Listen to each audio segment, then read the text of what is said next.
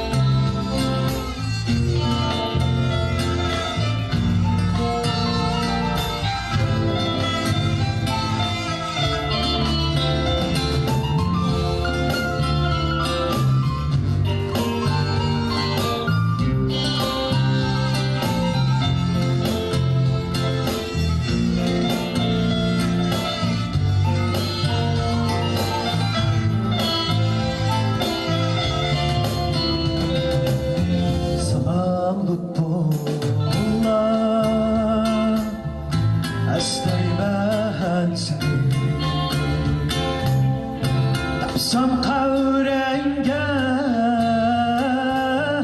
yupuk yapayım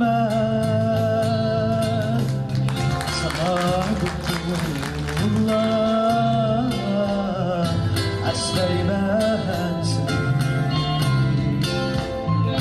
Tapsam kavrenge yupuk yapayım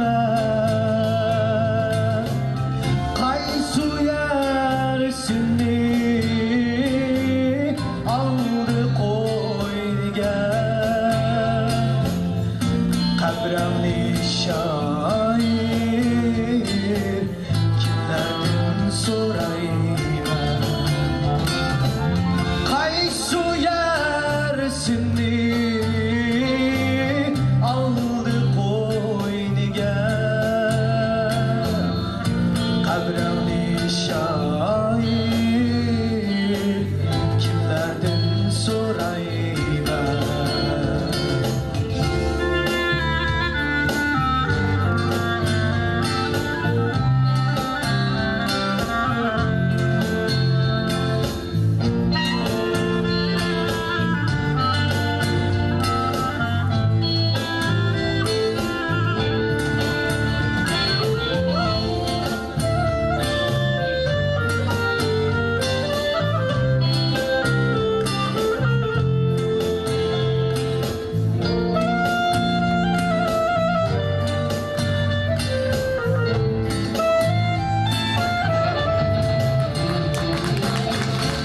acayip hayvan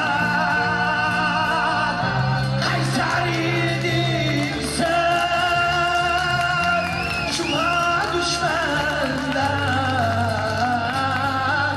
kürelimi getir acayip hayvan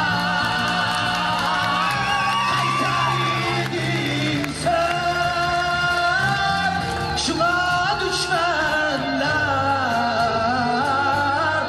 küremi getir kaysuna mert sana kıldı bir vata